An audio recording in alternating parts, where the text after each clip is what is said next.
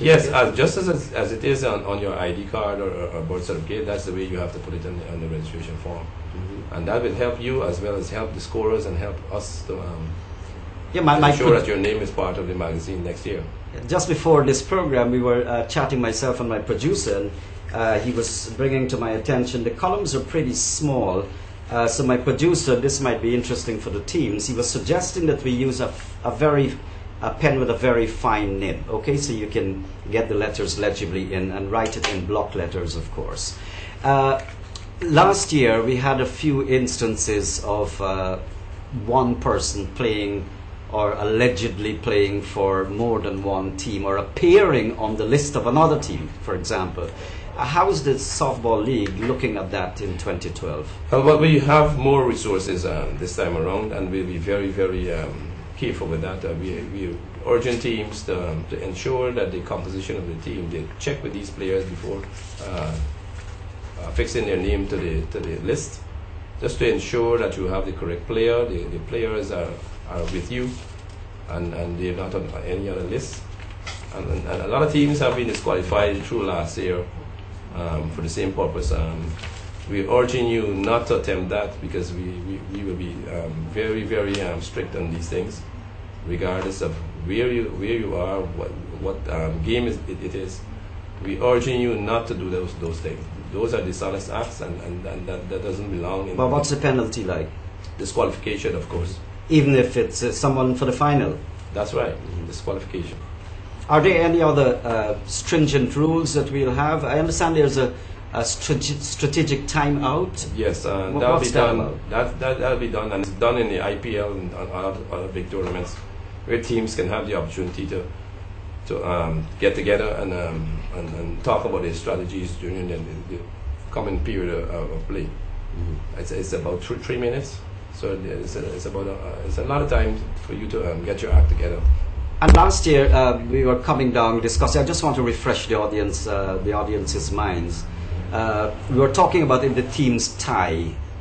We have a super over or something like that? Yes, and it's only one over. It doesn't go into another bowl out or so. What we have is that after that super over, and let's say the scores are still tied, we go down to 6s and 4s and doubles and singles. And that's how we the team that has the most from 6s, for example, they will qualify. They will qualify. If they're tied there, you go to the more 4s and so on. Yes, that's right. Is there any other thing that you'd like to? I know you can probably have hundreds on your mind, but we have a lot of time and other programs. But for now, very quickly, I'd like to urge every Guyanese to come out and support this game. It's our game, and for the success of the game itself, we want you to play some role in making it bigger and better this time. Thank you very much, Leonard. Thank you for having me. Yeah, nice to see you, and hope to see you shortly again. Leonard Harpershad there, Executive Secretary of the Guyana Softball League, talking with us. Okay, now what's next on the program? Highlights. 2011, we've had some super games coming down to the finals, both in the male and female categories. What about if we take a look now on some of those highlights?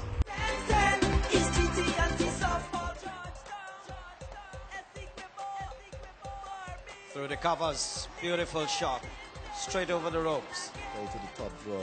It's excellent. The vision, and he puts it into practice what could really become. Through the leg side. Is that a massive GT&T maximum?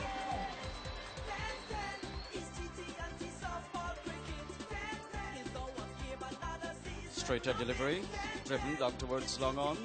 Hey, that's not good cricket there. Pretty good start, so keep it as it is. That's a big one. Would it go over the top? No, but it might just get into the boundary. There, she looks, she has a good awareness. She's well supported by Cummins. That's a drop catch. Yes, it is a drop catch indeed. She hit it and hit it very, very hard.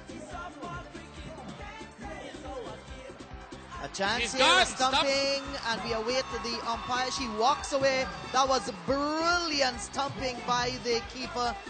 Shemaine Campbell was behind the stump.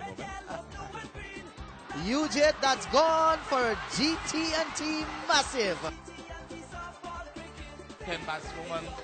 She started and she really played a big hand for her team. She played some attacking shots, and then the captain Shermaine Campbell was able to go there dancing. That's 6. Shot. That's a massive, a GT&T massive. This guy looks good. He swings this high into the air. He's going to be out. No drop. The catch was very decisive. High in the air. He's going to be caught. The fielder settles on the wicket. Sorry, over the wicket. Shot. I've gone for 6. That's a massive. GT&T 10-10 massive. Swings the game. Another massive. Consecutive GT. Well, that was the action live from the National Stadium at Providence in 2011. Okay, that was Wolves Warriors against Celebrity Times. Of course, you know the results. Wolves Warriors came out the winner and copped the $2 million in the game that you saw earlier in the female category. Berbice All Stars against Lusignan Street Warriors. Berbice All Stars coming out victorious. And just to let you know that these respective teams, after the finals were played off at the National Stadium, they went back to their respective communities, and we saw huge billboards being erected, one at Leonore on the west coast of Demerara, that's the hometown of Wolves Warriors, and then all the way in Berbice we have the Berbice All Stars team. They also have been, the communities have been paying tribute to their heroes from the county, so to speak. Okay, right. Now, recently, that's January 17, we have the launch of 10-10-2012 right here in Georgetown.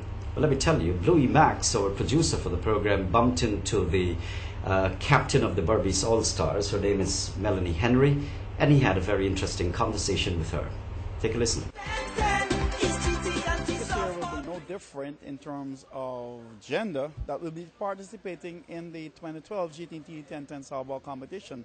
With me is last year's female team winner, the Berbice All-Stars captain, Onika. Onika, how are you doing? I'm fine. Good. You heard what Mr. Mahadio said in terms of cash money, in terms of prizes this year. I guess you are up and already raring to go in this year's competition. Yes, we are very excited about it. What's it feeling like after you guys have won? How did the year go as champions? What did you guys do? Did you win any further competitions?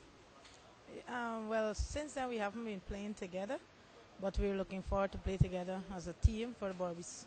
That's Berbice All-Star for the upcoming games. And what about Shermaine Campbell? Oh, she's there. Will she be playing with you guys this year? Well, for now, there's a pause on Shermaine Campbell because she's about to go on tour. That's for the best for investing in duties.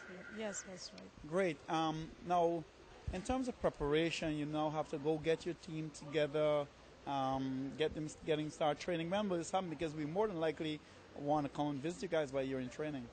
Yeah, well, that won't be a problem at all. That won't be a problem.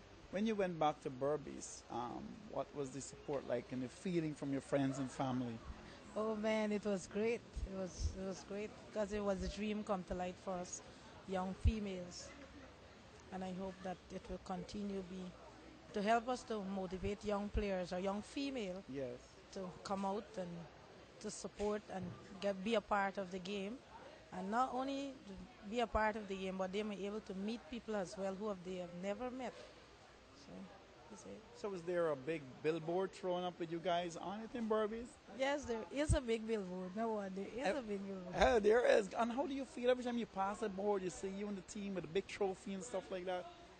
What's the feeling you get every time you pass the billboard? Well, it feels real great, and the memories just come back to life, and it feels good. Well, we want to wish you well in this year competition as well, Onika. Hope you bring it again. Of course, it's our game. I know you enjoy playing cricket. And look behind us. Which one of these trophies you think will be the females this year? Well, at least the female wouldn't look at the tallest one, but they will look at one of the side. I'll tell you, we never know. All right. Thanks for speaking with us, Nick, and all the best with the 2012 competition. Thank you. Yeah, Bluey Max there with Melanie Henry talking and just recapping all the interesting stories of the last tournament in 2011. Now, 2011, of course, we had just over 200 female teams. Apparently, the